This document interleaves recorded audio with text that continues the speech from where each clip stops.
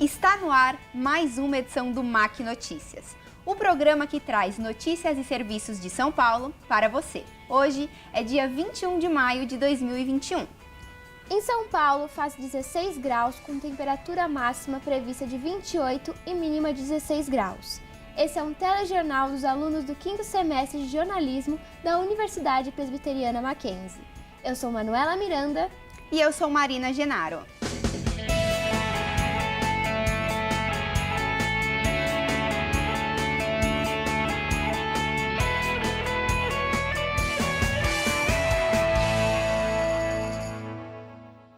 Após uma longa espera, os Jogos Olímpicos já têm data para começar, dia 23 de julho. Em um período de crise, como se reinventar no empreendedorismo gastronômico? Com o isolamento social, o número de usuários em aplicativos de relacionamento aumentou. Você sabe o que é uma CPI? A CPI da Covid é o assunto principal do momento. Tudo isso e muito mais aqui no MAC Notícias. Após serem adiados, os Jogos Olímpicos estão chegando e nada melhor do que conhecer as diversas modalidades desse evento cheio de cultura. A reportagem é de Júlia Santos. Os Jogos Olímpicos de Tóquio começará dia 23 de julho, mas muitas pessoas estão receosas sobre os protocolos de como serão os Jogos, por conta da pandemia da Covid-19. Bem, a minha expectativa são de jogos absolutamente antidemocráticos, infelizmente, pelo que aconteceu na pandemia, né? Acho que as ações governamentais, as ações políticas vão ser e já foram determinantes nas classificatórias dos atletas para a competição olímpica. Acho que a gente vai ter aí jogos muito mais acentuados no que diz respeito à diferença dos países desenvolvidos para os países subdesenvolvidos e pobres nos jogos, né? Na representatividade, na possibilidade de enviar atletas, inclusive de competir com bastante qualidade. Acho que devem ser jogos absolutamente europeus, asiáticos e norte-americanos, né? Acho que essa é uma expectativa competitiva e sem público é algo que a gente não consegue nem imaginar, né? Como vai ser, são jogos praticamente sem alma nesse sentido, né? E que perdem alguns valores olímpicos importantes no que a gente diz de conceito de olimpismo, criado por Pierre de Coubertin ainda em 1896, né? Então, no que concerne a igualdade sendo um valor olímpico importante, desta vez teremos jogos muito mais comerciais do que jogos propriamente iguais e com aquele espírito de valor esportivo e de igualdade, infelizmente. O wrestling é uma luta livre que dois adversários se enfrentam e buscam a vitória. O atleta brasileiro Marcos Siqueira foi para a Bulgária tentar uma vaga nas Olimpíadas dessa modalidade. Então, eu acabei de lutar o campeonato pré-olímpico, né, de wrestling, que aconteceu na Bulgária.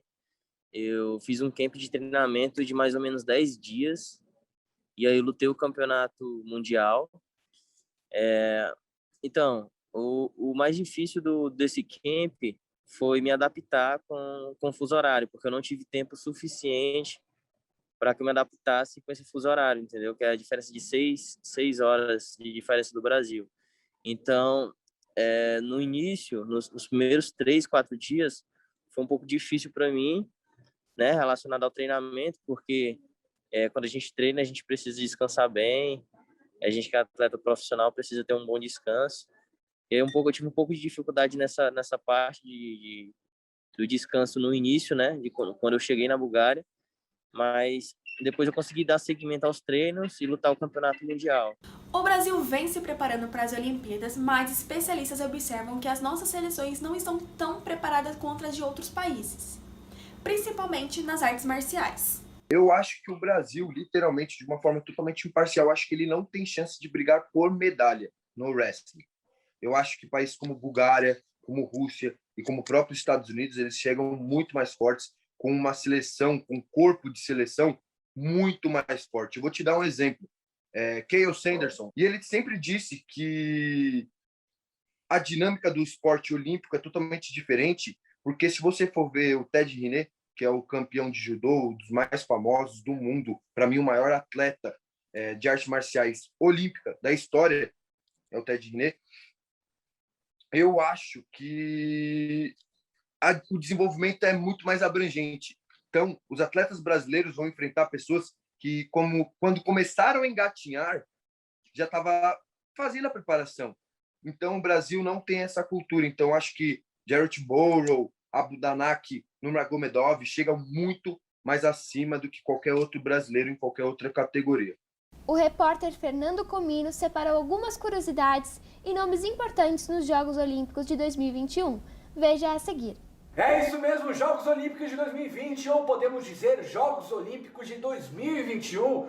Depois de um ano, o evento vai acontecer no dia 23 desse ano em Tóquio. E para você não sabe, o evento foi cancelado ano passado por conta do agravamento da pandemia do coronavírus, onde os esportistas, famílias, pessoas queridas nossas ficaram em casa quarentenados e até hoje estamos, porém, vai acontecer esse evento, graças a Deus, que vai acontecer em dia 23 de julho, como eu tinha dito. O mascote dessa Olimpíada não vai ser mais o Tatu, como foi no Rio 2016, será o Goku, aquele personagem de anime do Dragon Ball Z, onde é muito aclamado e também favorito pelos brasileiros, e também lá em Tóquio, onde foi criado o Dragon Ball Z, assim como os outros animes como Pokémon, Digimon e outros vários animes que a gente gosta. E a seleção brasileira, é isso que eu te falo, meu querido telespectador, meu querido amigo, fala sobre você, a seleção brasileira que está mais do que preparada para as Olimpíadas de 2020, se preparando todos os anos e conseguindo ir para a pré-Olimpíada e até as Olimpíadas. Como a gente pode falar os esportes, modalidades que conseguem ser favoritos e levar essa medalha de ouro pra gente, ou qualquer tipo de medalha, podemos falar sobre futebol masculino, onde vai ter possivelmente o Neymar, o Paitaon, a Marta do futebol feminino, a 6 vezes campeã, né, melhor do mundo, de acordo com as estatísticas de futebol. Também temos nova modalidade, o surf que contará com Gabriel Medina, o campeão do Grand Prix, vôlei, o skate que contará com a feminina Pamela e muito mais que a gente pode esperar. E obviamente estaremos acompanhando de pertinho no Brasil e apoiando nossa seleção brasileira em busca desse ouro. Vamos, Brasil! De esporte olímpico para os gramados europeus. A final da Champions League está decidida. O Manchester City irá para sua primeira final encarar o Chelsea em Portugal. O time de Guardiola venceu o PSG de Neymar dentro e fora de casa com placar agregado de 4-1 em cima dos franceses. Já o Chelsea eliminou o maior campeão da Liga dos Campeões, o poderoso Real Madrid, por 3-1 no placar agregado. O técnico alemão Thomas Tuchel, do time londrino, se tornou o primeiro treinador a ir a 2 finais de Champions League seguidas por clubes diferentes. No ano passado foi pelo PSG e esse ano pelo Chelsea. Os ingleses irão se enfrentar em um jogo único no dia 29 de maio, às 16 horas, no horário de Brasília. E o assunto agora é economia. Após registrar 3 baixas consecutivas, o dólar comercial voltou a subir, encerrando a última quarta-feira, 19 de maio, em alta de 1,17% e cotado a 5,31 na venda. Com isso, a moeda americana volta à casa dos 5,30, depois de chegar a bater 5,25. Os temores sobre o aumento dos preços ganharam forças nas semanas passadas, após dados mostrarem que a inflação de abril dos Estados Unidos subiu a taxa mais acentuada em mais de uma década. Mesmo assim, algumas autoridades do Banco Central americano já expressaram sua visão de que esse pico nos preços é temporário. Quando o assunto é a pandemia, muitos empreendedores da área gastronômica conseguiram se reinventar e lidar com a crise. Mas, infelizmente, nem todos se adaptaram. Acompanhe na reportagem de Carolina Lobo. Segundo o levantamento realizado pelo Sebrae, pelo menos 600 mil microempresas fecharam as portas e 9 milhões de funcionários foram demitidos devido à pandemia do novo coronavírus. No setor gastronômico não foi diferente. Como mostra a Jusesp, em todo o estado, das 250 mil empresas do setor, 50 mil fecharam durante esse período. O cenário gastronômico, nesse cenário pandêmico, é extremamente complexo, né, e desafiador. Por quê? Porque muitos serviços, eles solicitam a presença das pessoas no estabelecimento. Muitos estabelecimentos, inclusive, não tinham opções de serviço delivery ou retirada, né, drive-thru, daquilo que eles produzem nesses estabelecimentos. O governo injetou alguns valores com foco nesse setor para alguns empreendedores também, pequenos empreendedores. A gente vê que nesse cenário os pequenos restaurantes, né, que acabaram se movimentando e tiveram essas necessidades de ter algum tipo de aporte. Mas a própria associação e as empresas do setor dizem que mesmo com esses incentivos, diante de tudo que eles viveram, ainda é pouco, né? Precisariam de mais ajuda. No caso do empreendedor Thiago Almeida, dono do bar Gibi Cultura Geek, a pandemia só trouxe prejuízos. Em agosto de 2020, seu bar precisou ser fechado e até hoje ele não conseguiu se reerguer. Fechou meu negócio, né? Então, quando começou em março, eu tinha acabado também em fevereiro em fazer uma reforma na fachada do bar, né? Tinha colocado chopp, estava dando uma mudada na cara dele ali, mudei a frente, fiz um balcão, tudo preparado para esse ano. Isso foi em fevereiro, daí em março, né, não podia mais abrir ali, acho que foi dia 22, assim, a última vez que a gente abriu lá. E aí, a partir daí, cada dia que passa sem entrar dinheiro, vai gerando uma certa dívida. Chega uma hora que a gente fica segurando, até uma hora que a gente acha que vai liberar, porque é muita novidade esse lance de pandemia, ninguém sabia explicar direito o que estava acontecendo. Então, a gente sempre achava que mês que vem, ou na semana que vem já ia estar funcionando. Então, você fica ali segurando, vendo a dívida acumular, né? Porque nesse momento está rolando IPTU, aluguel, a conta de luz continua vindo igual, mesmo com o bar fechado, porque a galera não pode ir lá, né, checar o relógio, não podia nem sair de casa para isso. Então, tipo, vai acumulando até uma hora que, na hora que passou, eu segurei 5 meses ele fechado, daí uma hora eu tive que entregar a casa lá, e aí sobrou todas as dívidas junto, né? Porque desde então eu não tenho mais o bar, não abri outro, que na situação atual não dá, e as contas ficaram. Então agora a gente fica negociando a dívida aí e tentando, pensando que uma hora vai tudo melhorar.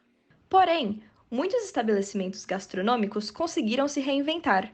É o caso da Rosângela Bezerra, proprietária da Nutritinho, e que vem inovando cada dia mais. A gente vê a demanda das pessoas, correria, trabalho, precisam de uma coisa prática. Muitas pessoas não querem ou não gostam de cozinhar. Então, para inovar, nós pensamos numa embalagem que conservasse melhor o sabor, mesmo sendo congelado, e também os nutrientes. Então, por isso que a gente faz um processo de resfriamento adequado, de acordo com a legislação sanitária, e embala tudo a vácuo. Além disso, nós também temos em toda a cadeia, desde quando o cliente entra em contato com a gente pela primeira vez, um atendimento bastante personalizado. Então, nós também ajudamos o cliente a montar o seu pedido, o seu cardápio, caso ele tenha dificuldade, porque nós temos muitos itens para nos ajudar a não quebrar e nos manter no mercado, né? Já que, como eu falei inicialmente, muitas pessoas vendem esse tipo de produto ou um produto similar,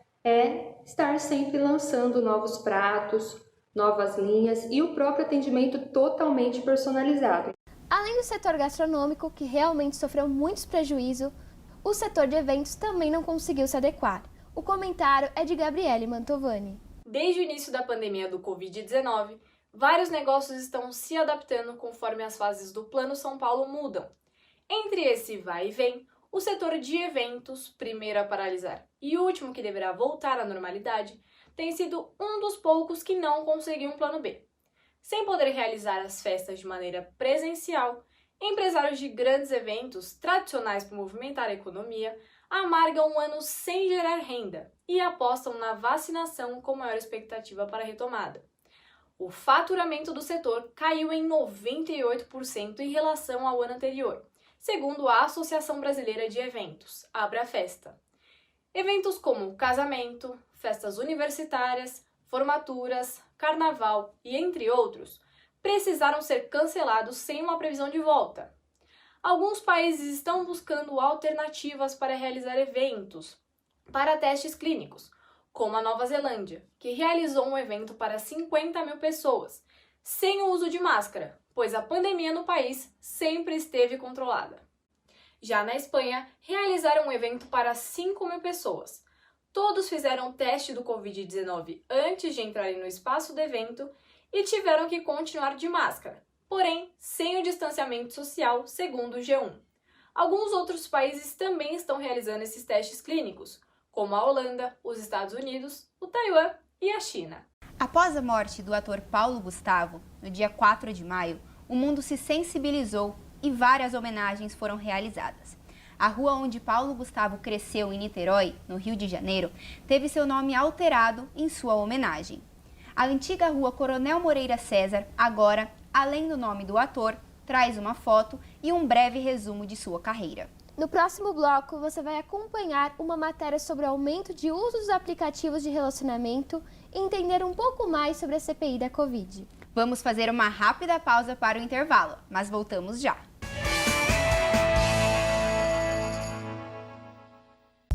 Amplie seus conhecimentos. Faça pós-graduação no Mackenzie. São mais de 140 anos de tradição e pioneirismo em ensino. Informe-se e crie novas oportunidades em sua vida.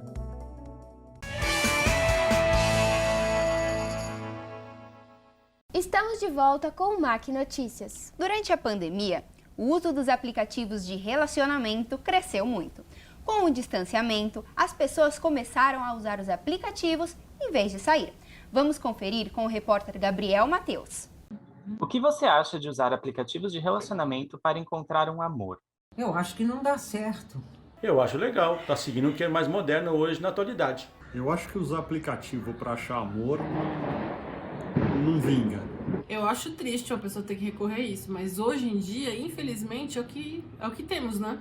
Porque afinal de contas, com a pandemia, não tem como jovens circular e se conhecerem nas baladas, em bares.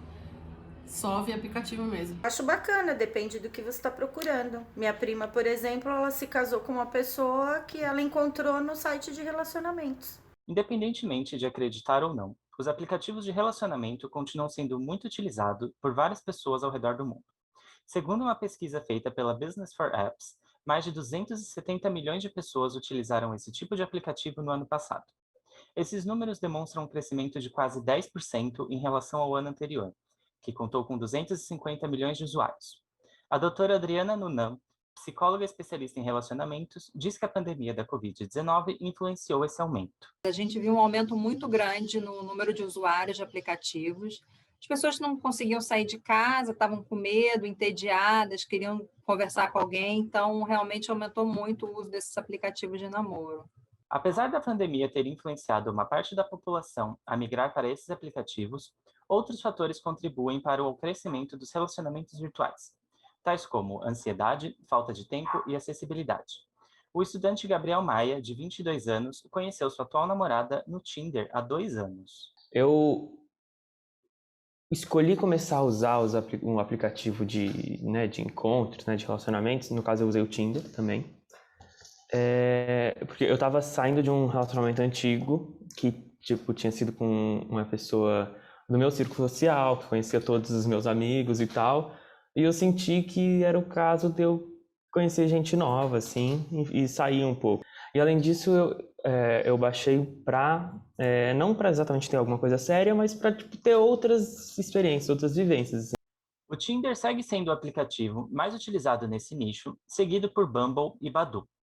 Porém, um novo concorrente surgiu no mercado na metade do ano de 2020, o YouMatch, um app de relacionamentos feito exclusivamente para universitários e 100% brasileiro. Segundo seu CEO, Bruno Adami, de 24 anos, o YouMatch busca criar uma plataforma de comunicação segura para jovens universitários. Então, acho que era muito querer criar uma vibe bem universitária para a pessoa se sentir num ambiente exclusivo e ser realmente o parceiro ali na vida universitária para conectar com as festas e tudo mais. Apesar do crescimento, ainda temos muitas pessoas que se recusam a utilizar esse tipo de software. Muitos têm medo de cair em golpes, sequestros, estupros ou roubos.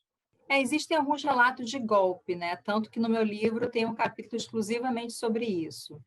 Mas são sinais muito claros de golpe. As pessoas, às vezes, não querem perceber, não prestam atenção, não estão familiarizadas, mas toda vez que alguém te pede dinheiro num aplicativo, é sinal de golpe, não tem muito mistério. Mesmo com muitas pessoas se recusando a utilizar esses apps, eles continuam lucrando bilhões de dólares por ano.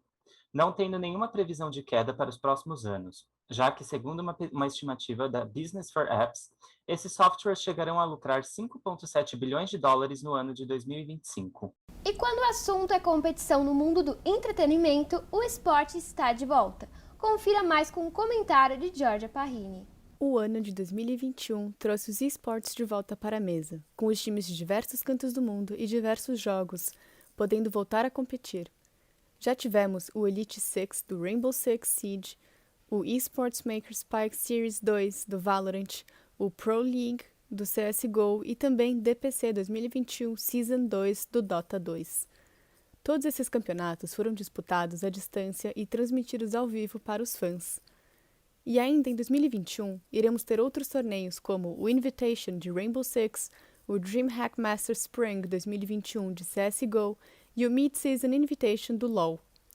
Em todas essas competições, temos números assustadores de torcedores, pois durante a pandemia, muitas pessoas que não conheciam o esportes começaram a acompanhar e entender o crescimento desse mercado. Os prêmios normalmente são tirados com o aumento de interesse nas franquias. Um exemplo é o Invitation de Paris, que a Ubisoft disponibilizou mais de $1 milhão por conta do crescimento da franquia Rainbow Six Siege.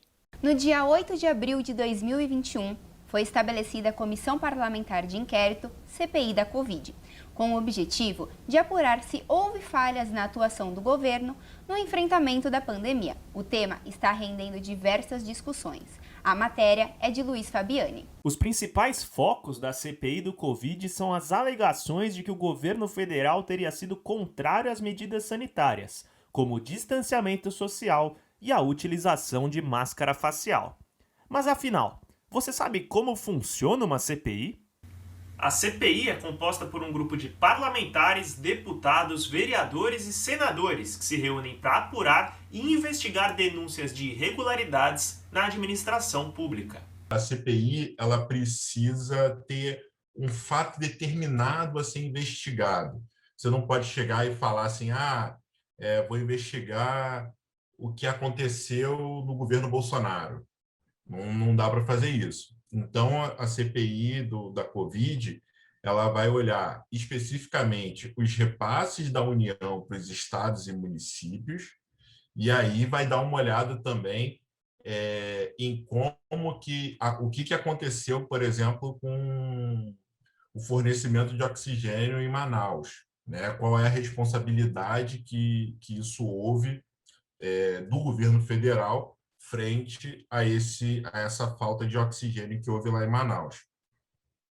E aí, além disso, ela precisa ser temporária, ela precisa ter um prazo determinado, né? Então, ela tem ali o prazo de 90 dias e que pode ser prorrogado caso haja uma nova votação, uma nova assinatura de 1/3 de novo, aquela coisa toda. Segundo o estudo Curado e Associados, o tema da pandemia resultou em 68% de cobertura negativa vinda de veículos internacionais. A imagem do Brasil está bastante arruinada e a CPI talvez possa fazer com que as pessoas e instituições que acompanham o Brasil do exterior entendam que ao menos algo está sendo feito, né? Que ao menos há na sociedade brasileira a percepção de que alguma coisa está errada, que a nossa condução durante a pandemia foi bastante errática, para dizer o mínimo. A investigação também solicita acesso a todos os documentos, relatórios, previsão e execução de gastos e contratos firmados referentes à gestão da pandemia.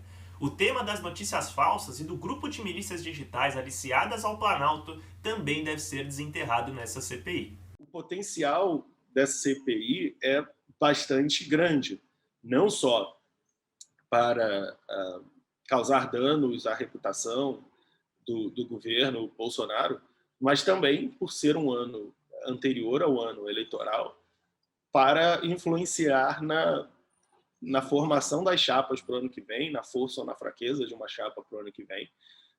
Mas isso tudo sempre depende da quantidade de atenção que a população vai dar à CPI. Na matéria, pudemos entender um pouco mais sobre o que é a CPI da Covid.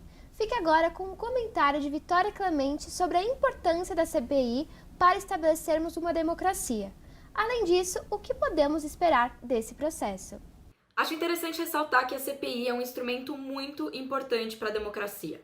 É a expressão do princípio democrático na Carta Constitucional, consideradas como direito de oposição ou direito das minorias. Em 1992, por exemplo, a CPI do PC Farias investigou um esquema de corrupção significativo que levou ao pedido de impeachment do então presidente Collor. A CPI dos bingos de 2006 começou a investigar a relação entre o bicheiro Carlos Cachoeira e Valdomiro Diniz, assessor do ex-ministro da Casa Civil José Dirceu. Carlos Cachoeira acabou sendo indiciado junto a outros 48 nomes. Ou seja, elas conduzem inquéritos e investigações com o intuito de fiscalizar o órgão executivo do Estado, garantindo o equilíbrio entre os poderes. Levando especificamente a CPI da Covid em consideração, ela chama mais atenção por conta desse contexto de pandemia tão único para todos nós, que causou crises na economia e na saúde, além do grande número de mortos pelo coronavírus, que passa dos 420 mil. Pelos vários pontos que devem ser investigados, podemos esperar que a CPI da Covid cumpra os 180 dias possíveis do processo. Os próximos passos, de acordo com reportagem da CNN Brasil, prevêem a divisão da comissão em 4 frentes: vacinas e outras medidas para a contenção do vírus, colapso da saúde em Manaus, insumos para tratamento de enfermos e emprego de recursos federais.